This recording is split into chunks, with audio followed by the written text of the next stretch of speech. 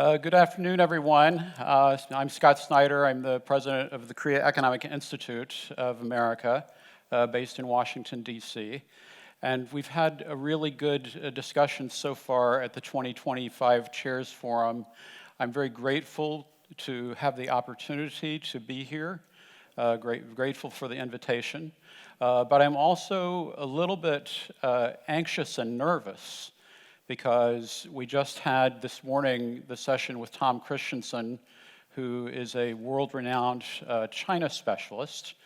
And then I really was not expecting to be speaking after two former trade ministers who are practitioners who have been in the room of the U.S. Korea economic negotiation. And now my topic is really about what the Trump administration has been doing in trade. I want to review the developments and impact of the Trump administration's economic policy.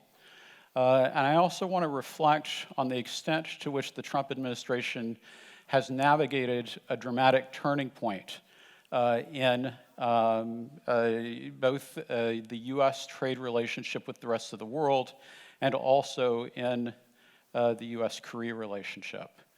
Because I think that what President Trump has been trying to do has been to reorder the international trade order around the application of tariffs rather than the principles of free trade. And of course, this story is familiar. We've been watching it play out over the course of the past 9 months, every day in the newspapers, so it should be familiar to you. But what I'm hoping to do is to examine the origins, application, evolution, and impact of the Trump administration tariffs and implications of what the U.S. Trade Representative Jamieson Greer has called the quote-unquote Trump round of global trade negotiations. And as I go through this recounting of the developments of the first 9 months, I'm hoping to analyze a little bit about President Trump's trade policy information. Is it motivated by tactical considerations or strategic considerations? And how has the administration dealt with unanticipated or unintended consequences from his trade policy? And so I just want to begin by talking a little bit about the breakdown of the international trading system and the change in U.S. policy that has occurred. And really, the origins of the change in U.S. policy have been in domestic politics. But I think it's important to recognize that the U.S. was the author of the free trade system that was established post-World War II in 1947 with the establishment of the Bretton Woods system, in which the rules of global trade were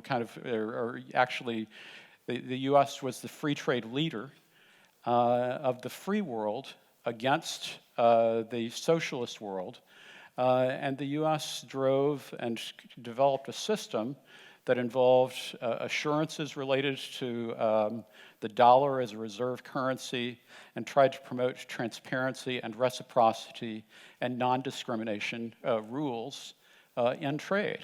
And I think that's exactly what former Trade Minister Kim Jong-un was referring to earlier today when he was talking about the trade order. But all of that kind of began to lose relevance in the context of U.S. policy in the 2000s and in the 2010s, because what we saw was as free trade was promoted in the U.S. as a global policy, it also had some negative effects on U.S. industry. It hollowed out U.S. industry. We had people losing jobs as companies shifted their sites of production to lower cost areas and built factories outside of the United States. With NAFTA initially in Mexico, and then also with China's joining the World Trade Organization in 2001, that really supercharged investment in China. So all of that came at the expense of American production. And then also, actually, the Korea-U.S. Free Trade Agreement that was initially negotiated in the mid-2000s, that was one of the last agreements to kind of get under the finishing line before the American domestic consensus on free trade disintegrated. And I think that by 2016, we saw in the 2016 presidential campaign, both President Trump, candidate Trump at that time, and candidate Hillary Clinton, essentially withholding support for the Obama administration's negotiation of the Trans-Pacific Partnership. And in fact, President Trump announced the U.S. withdrawal from the TPP at the beginning of his administration. And so what we saw in the first Trump administration was the beginning of what former USTR official Michael Beaman wrote a book about called Walking Out, the U.S. walking out of the trade order that it had created. And I think that what's really interesting about that is that in 1945, 47, when the U.S. was establishing the Bretton Woods Order, the U.S. represented 50% of GDP and 80% of the world's reserve currencies. But currently, the U.S. is at about 26% of U.S. Global GDP, and 16% if you count by purchasing power parity. And so what's really interesting is that the Bretton Woods Order was created through a kind of consensus and persuasion to establish a rules-based order. But I think that the tactics that the Trump administration is using now are much more coercive. So we all know about the Trump campaign's critiques of the global trading system. He said during the 2024 campaign that his favorite word in the dictionary was tariffs. He called himself Tariff Man. He's always been talking about how the U.S. is getting ripped off by the global trading system, and especially by allies. And he pledged during the campaign that he would impose a 10 to 20% tariff levy on the rest of the world. So we knew basically what we were likely to get. It has also been the case that tariffs has been defined as potentially having multiple purposes. One, it's a source of revenue for the government. Two, tariffs, I think that President Trump uses it as negotiating leverage when he's dealing bilaterally with trade counterparts, other states. And tariffs can also be used as a retaliatory measure against countries that are perceived as not following the trade rules. And of course, tariffs also has become an important tool in the Trump administration's policy to try to reindustrialize the U.S. industrial base. So President Trump also had some things to say about Korea in the campaign. He said that South Korea is a rich country, but it has been dependent on the U.S. for defense. He kept on talking about an agreement that he made in his first administration where Korea agreed to pay billions of dollars to the United States. It's actually an agreement that was not finished by the time he left office. He referred before the Chicago Economic Council to South Korea as a money machine.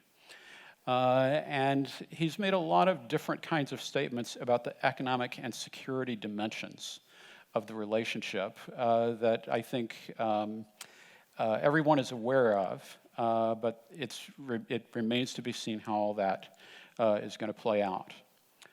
Now, a lot of economic specialists have had strong critiques of the Trump administration's decision to use tariffs as an instrument of global policy. One of the major ones is related to the fact that the last time that we had tariff rates this high globally, the world was in a global economic depression. It was at the time of what they called the Smoot-Hawley Act in the United States, 1930. And at that time, the overall global tariff rate was 20%. Today, I understand that it is about 18%.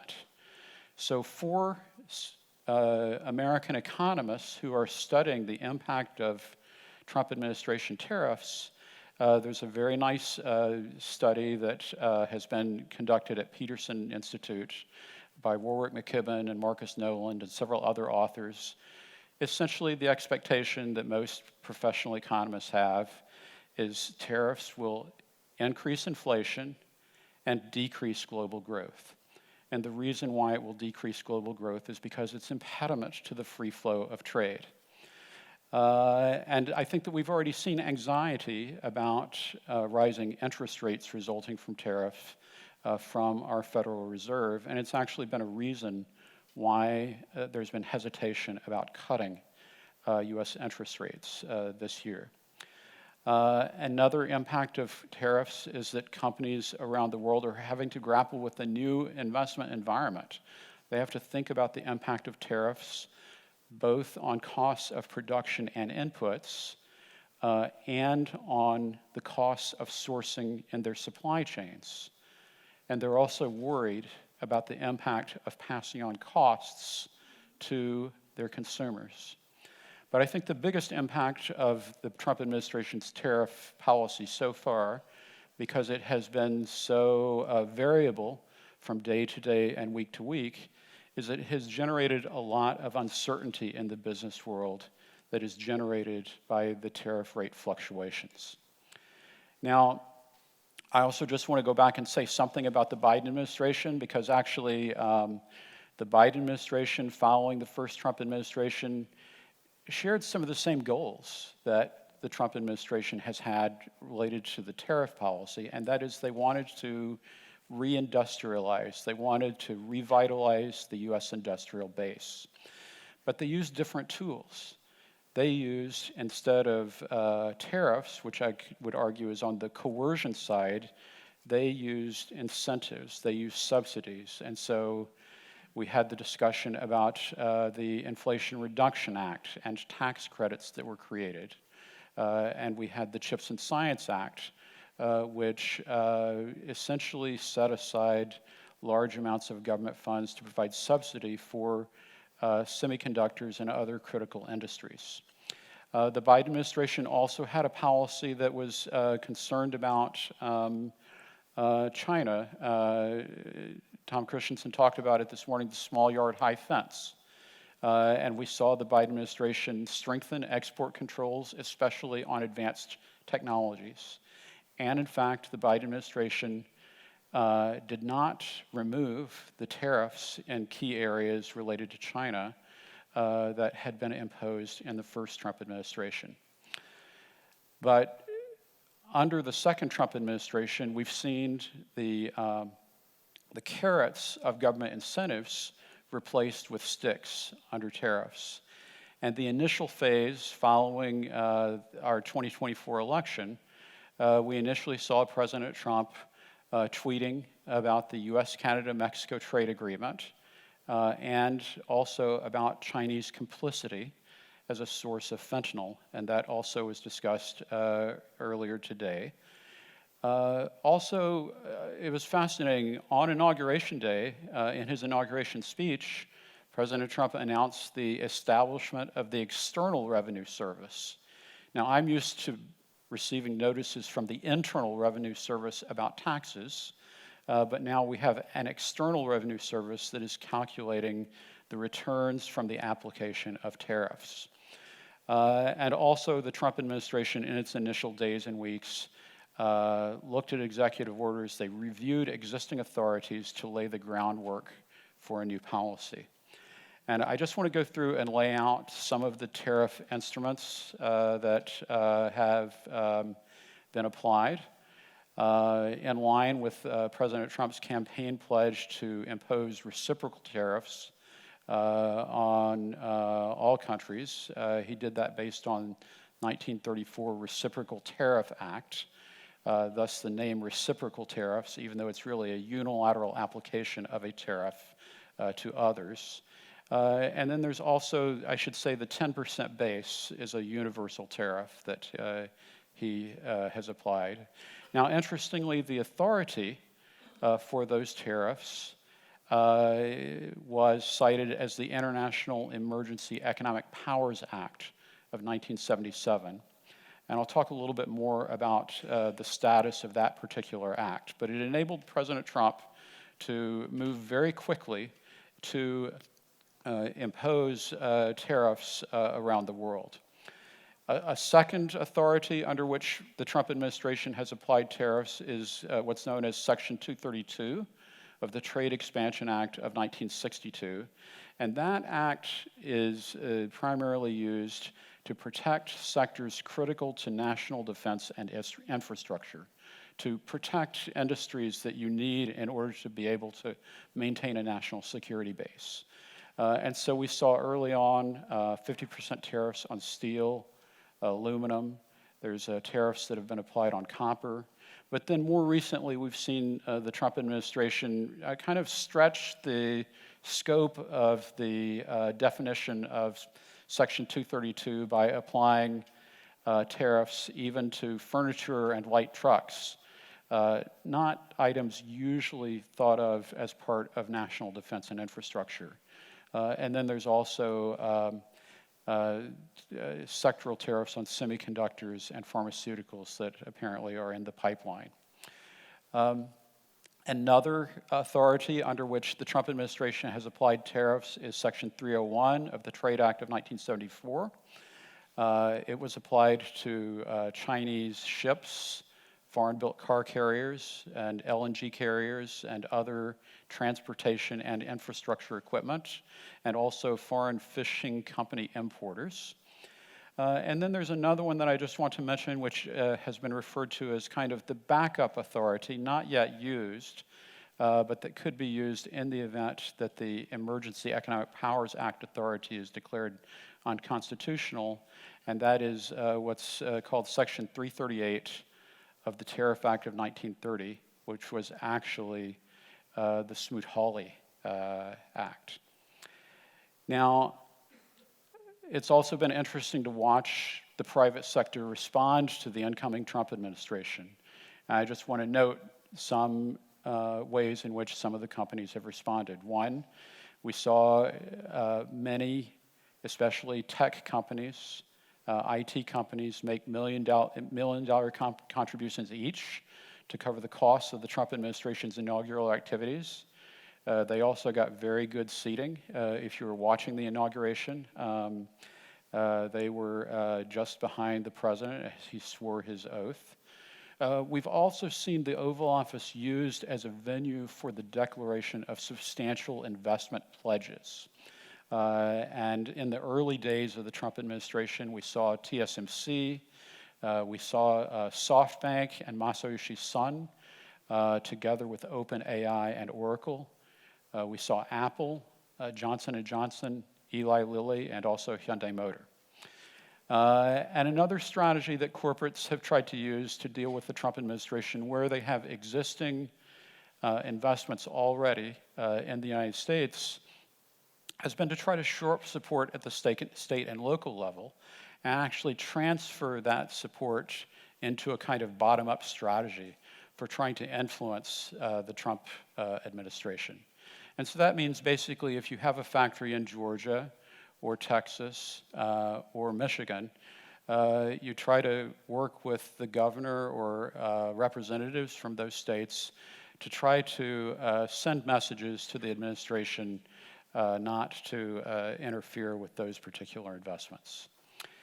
Now, I think there were several major challenges that emerged in the transition from Biden administration to Trump administration. In many respects, both were still focused on onshoring, but used different instruments, as I mentioned. The big transition, I think, has been the shift in energy policy from an energy transition policy supporting the transition to EVs and renewables to, I guess, all of the above policy, which emphasizes, quote unquote, energy dominance.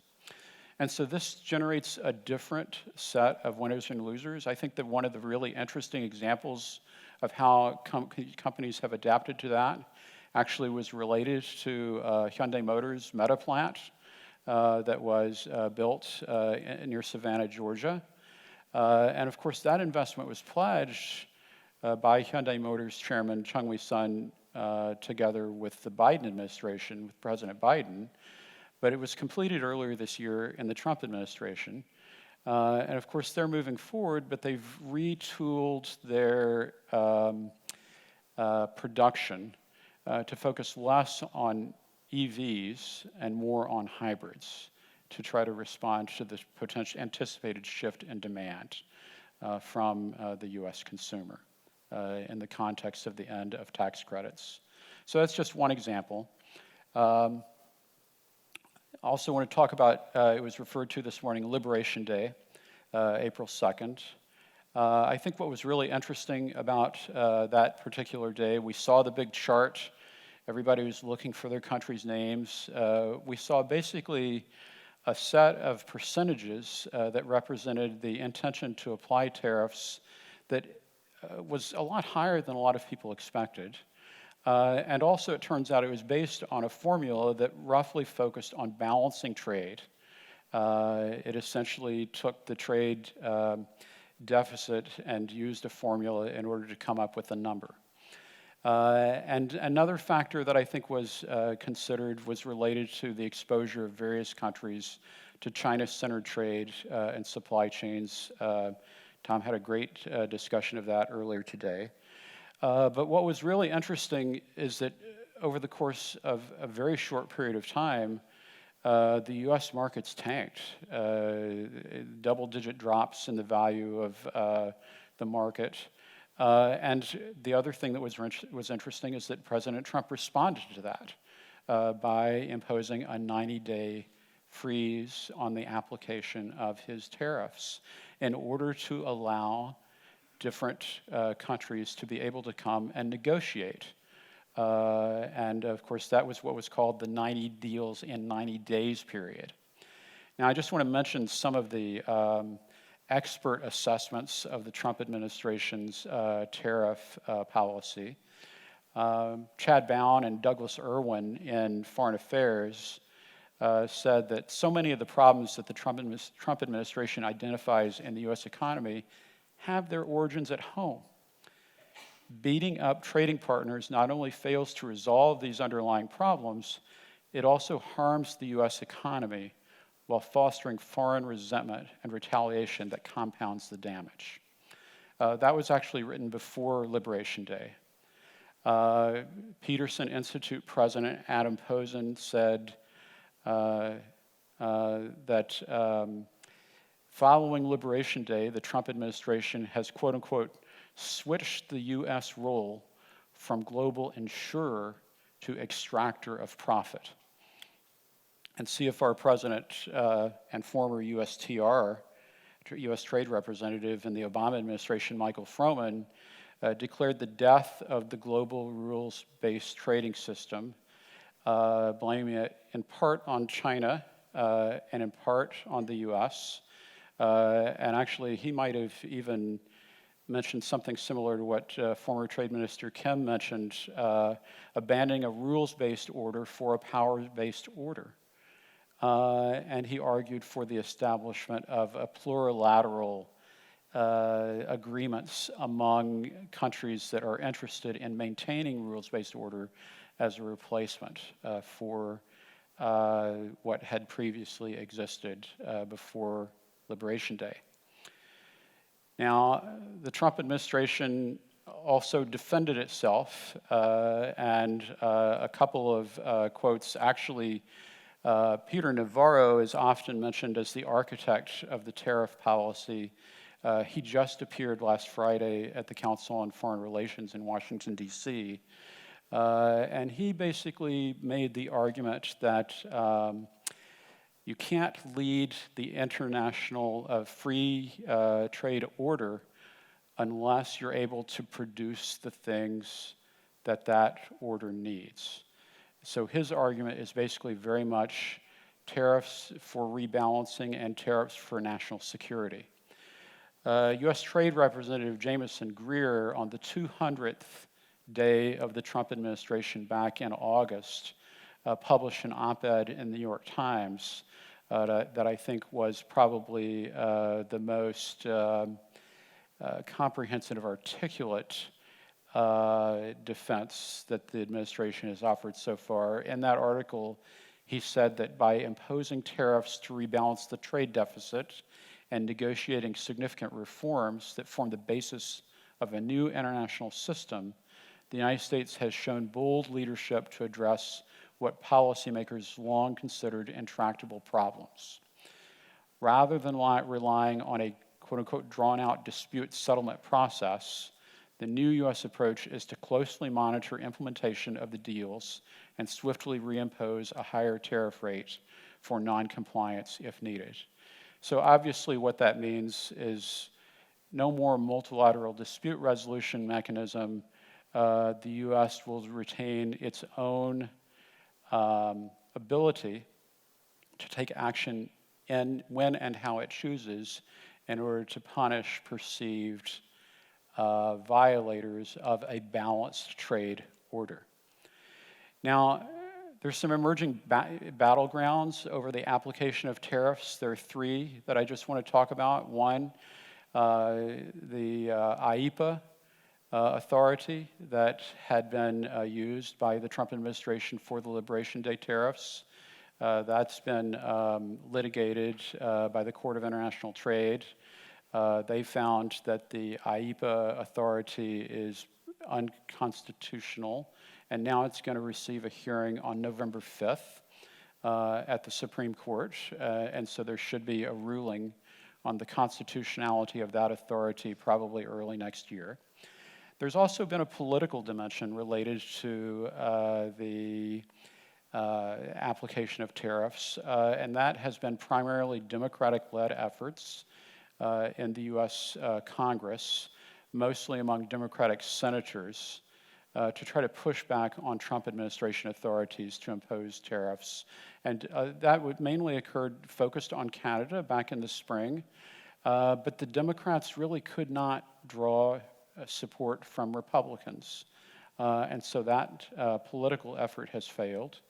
And then I think actually the most effective response to the Trump administration's tariffs has come from the markets. And we've seen, I mentioned the initial reaction, and then even just a couple of weeks ago, when President Trump again declared 100% tariffs against China, the markets registered a drop, and President Trump has modified his comments.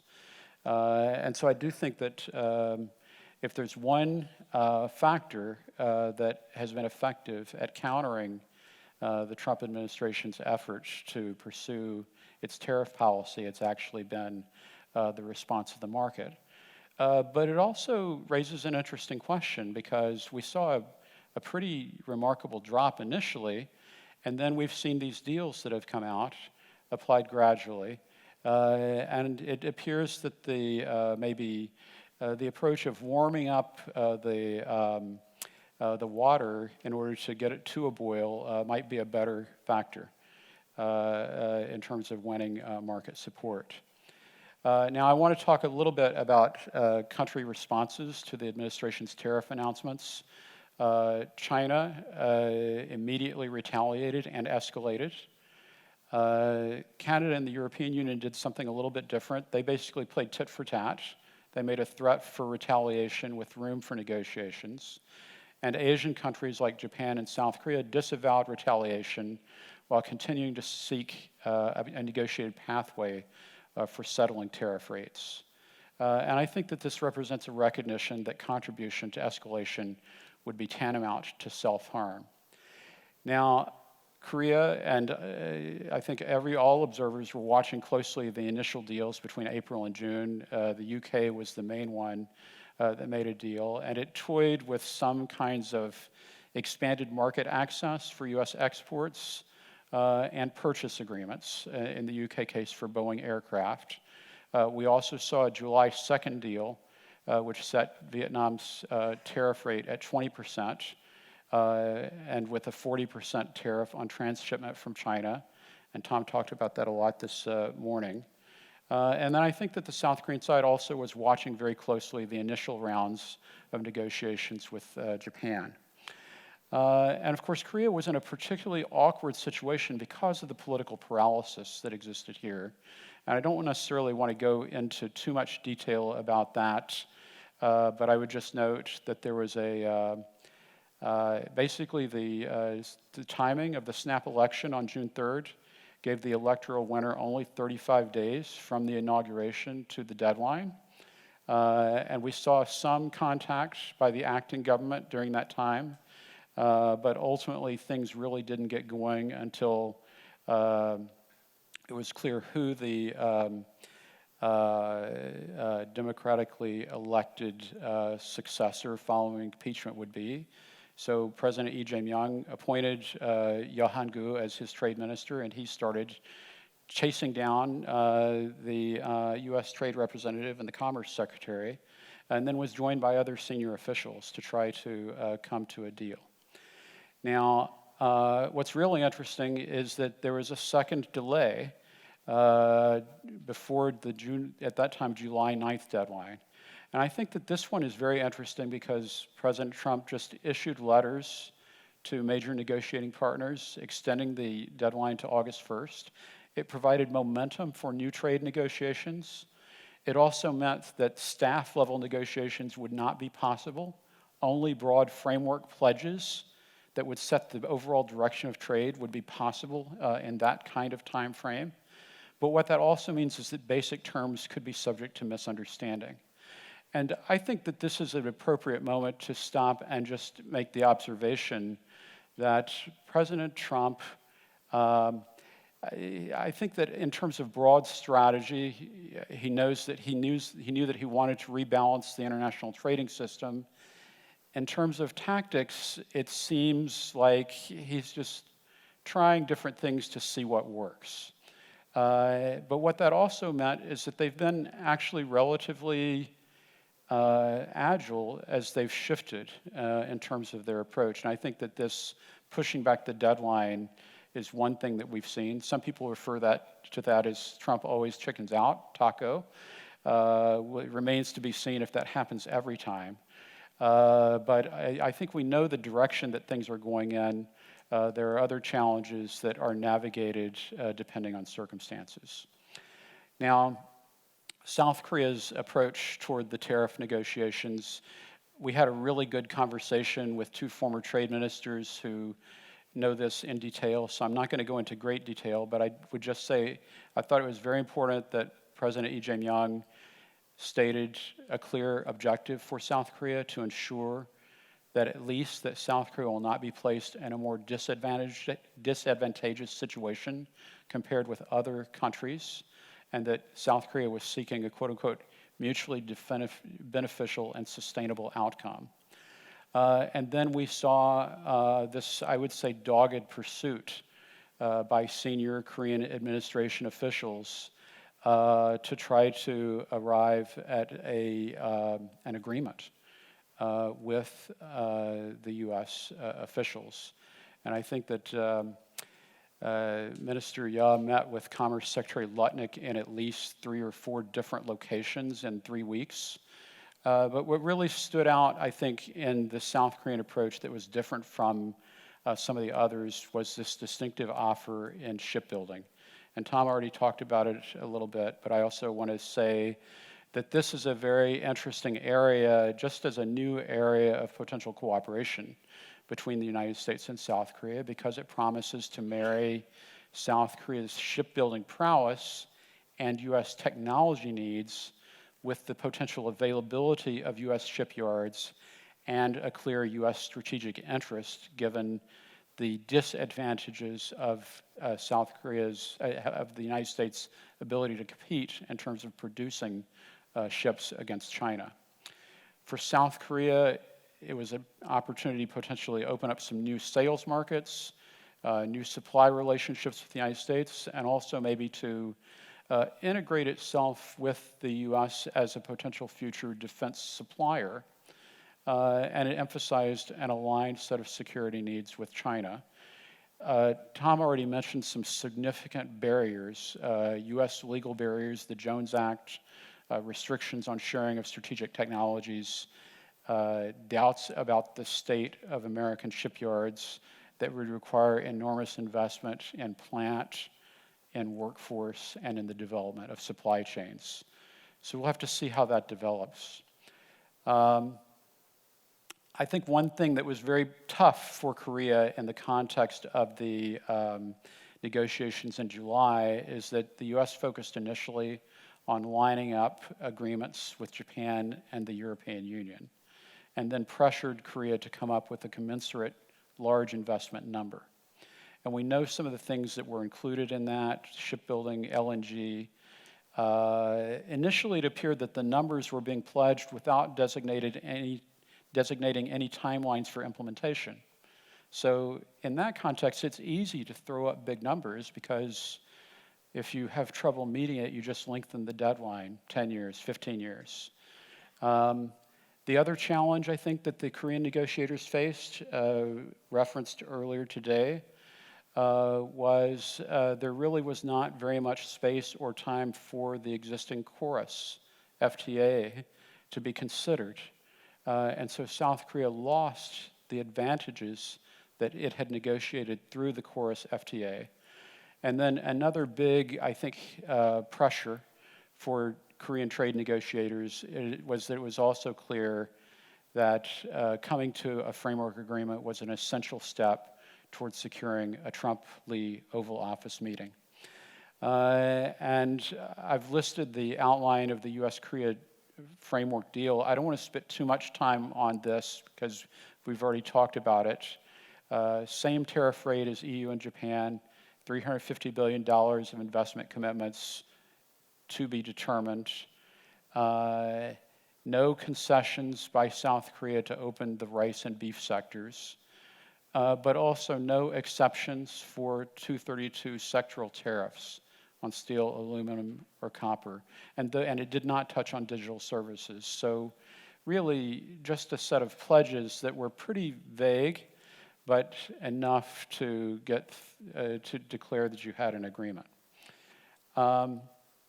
The next step was President Trump, when he announced that agreement, announced that there would be a U.S.-Korea summit in a couple of weeks. It ended up being August 25th. The good news for that meeting was that there was no Zelensky moment, and it established President Lee Jae-myung as President Trump's counterpart on behalf of South Korea. But as we all know, there was also no joint fact sheet released, reportedly due to differences over the South Korean commitments, and we still have not seen those resolved related to the scope, timing, and nature of the pledged investments. And so that's basically where we are. I would argue that there are three major lines of development that I just want to talk about before moving on to say something about public opinion in the United States. The first is the U.S.-Japan agreement and implications for Korea. The second is the Hyundai raids. And the third is the state of the U.S.-China negotiation. And with regard to the U.S.-Japan Memorandum of Understanding, that formalized the tariff rate for Japanese automobiles at 15%. It pledged non-discrimination for Japanese treatment in sectors like semiconductors, and it includes an agreement by Japan to invest $550 billion in the United States in strategic industries. That Memorandum of Understanding establishes an investment committee chaired by the Commerce Secretary and managed by a newly created organization called the U.S. Investment Accelerator. And under that agreement, the U.S. will prevent investment proposals for approval by Japan, but disapproval could result in the application of higher tariffs. And so this set of provisions, it sets a kind of benchmark, and it puts pressure on South Korea to make a deal or currently to face tariff disadvantage in the automobile sector. Korea is currently still at 25% and Japan is at 15%. So that's one point of discussion. The Hyundai raids, we've already talked about that, but I think that what we heard earlier is exactly right. Illegal immigration versus U.S. reindustrialization. Which one is more important? And the Trump administration has to make a choice. Moreover, the psychological impact, I think, was really big here, not so much among Trump administration senior officials. I mean, President Trump was even asking, well, can't they just stay and complete their work and then go home? Which I think demonstrates a lack of understanding about the depth and of the shock around that set of issues. And then also the question of whether the Hyundai raids and their impact would be a source of leverage for South Korea or an obstacle that sends a warning signal to others who want to invest in the United States. And then the third factor that I think is important, the ongoing U.S.-China negotiations. And of course, this is relevant related to what happens in the semiconductor industry, because there are controls that Samsung and SK Hynix have to abide by, U.S. controls. President Trump himself has gone back and forth on all sorts of issues related to possibly allowing some kind of semiconductor trade with China. Also, Tom had a great graph of what has happened to Hyundai Motors in the Chinese market. And of course, the U.S. Banning of Chinese EVs means that there's a huge opportunity for a lot of South Korean firms in the U.S. market. But then, of course, most recently, we've seen this rare export mineral ban by China and even sanctions by China on U.S. subsidiaries of Hanwha, which I think is definitely a kind of shot across the bow.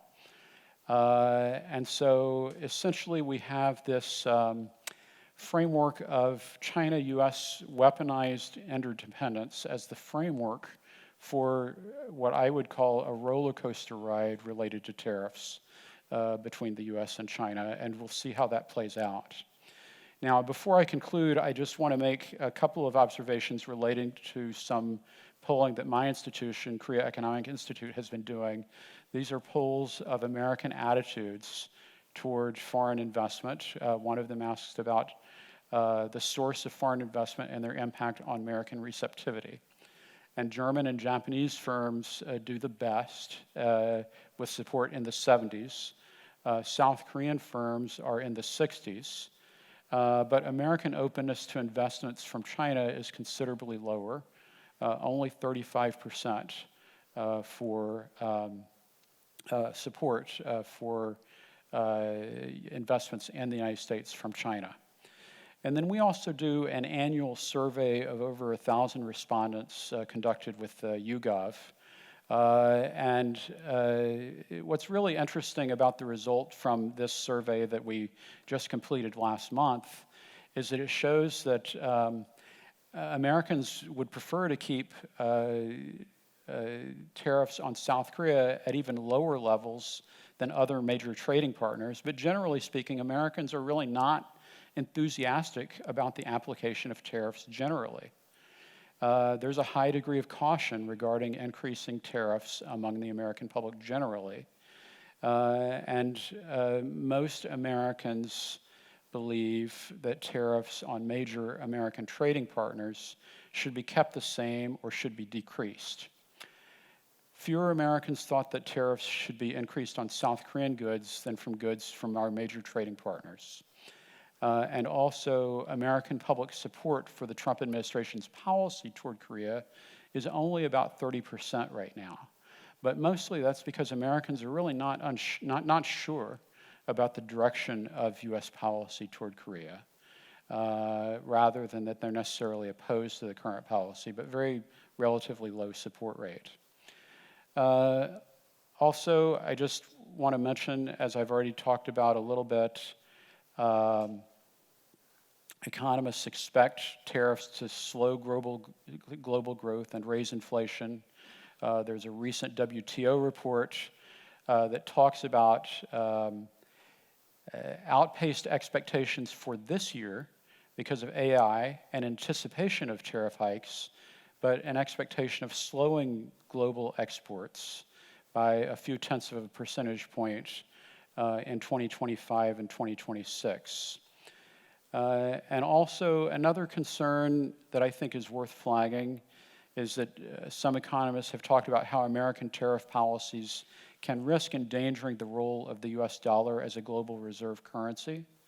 And in the context of this current war that the president is having on the independence of the Federal Reserve, that concern starts to be a little bit magnified and appears to be inducing some hedging behaviors in currency markets.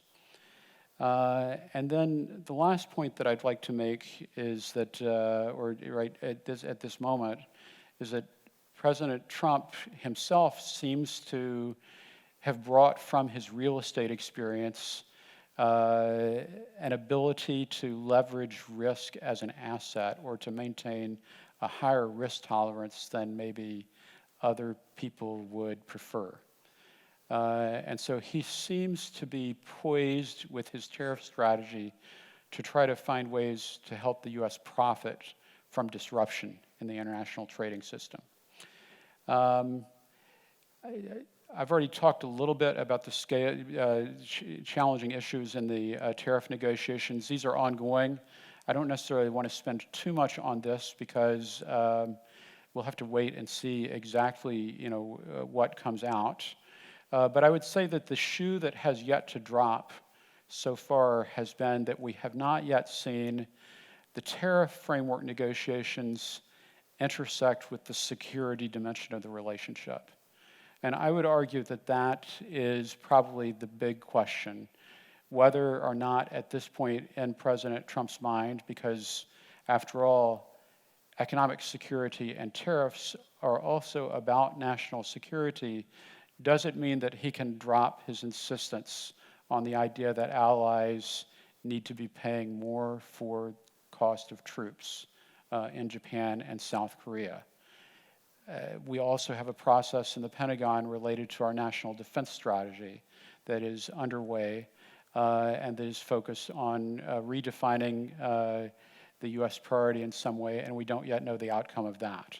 So that may be one reason why the issues have not yet connected with each other. Let me move on and talk a little bit about implications of the U.S.-South Korean tariff framework. One is, I think the big one for President Trump has been the trade imbalance. And clearly a lot of the dimensions of the framework are related to the trade imbalance. The opportunity related to these investments is related to the emergence of Korea as a technology and capital provider to the U.S. And I think that what's really significant about that is that it basically means that the U.S. needs South Korea as a partner even more than before. The question is whether President Trump can actually recognize that at this point. On the South Korean side, I think that firms are looking for return on investment and an opportunity to be integrated with the U.S. market. If South Korean firms can come to the United States and compete and gain market share in the U.S. market, that's a huge potential opportunity. The costs of entry into that market have been rising as a result of some of the Trump administration's actions, but it's not necessarily clear that the diminishing returns are sufficient to cause South Korean firms to turn elsewhere yet. At the state level for the United States, I think there's an actual hunger for South Korean investment. South Korea's high-tech investments create good jobs, they bring cultural diversity and exposure to a globalized world, and they catalyze local economic revitalization and enhance mutual prosperity for Americans and Koreans alike. That's exactly what I and my team have heard when we have traveled to places like Taylor, Texas, where the Samsung semiconductor plant is located, or to Kokomo, Indiana, where there's a Samsung investment in an EV factory, or the Hyundai Meta plant. And we've seen recent articles in the Wall Street Journal and New York Times that highlight the challenges and changes that are going on related to those investments in the United States. Let me also just say something from our poll about the impact of South Korean investment in the United States and the issues that are important for cooperation. What's really interesting to me from our latest survey is that Americans see cooperation on technology infrastructure and supply chains as equally, if not more important, to the relationship between the U.S. and Korea than security cooperation on threats from China and North Korea. Of course, I'm a security guy, so I'm used to seeing the North Korea threat as the mainstay of the relationship. What my Defense Department colleagues 20 years ago would call the long pole in the tent. But now we've got a two-way relationship, and there's actually multiple, I think, poles that are holding up the tent. And so I think that this is both a recognition of our current reality and a bellwether of where the relationship can be headed if we're able to come to terms on current issues. And then risk management under the Trump and Lee administrations, just a few points there. One, we need to develop vibrant lines of communications, and these channels are valuable and necessary for our two sides to work out problems when they arise and to coordinate effectively in advance of new challenges. The bureaucratic level of communication is a bulwark of support against political cross-currents that may sometimes seem to destabilize the relationship. We also need to recognize and anticipate President Trump's real estate impulses to capitalize on political and economic risk.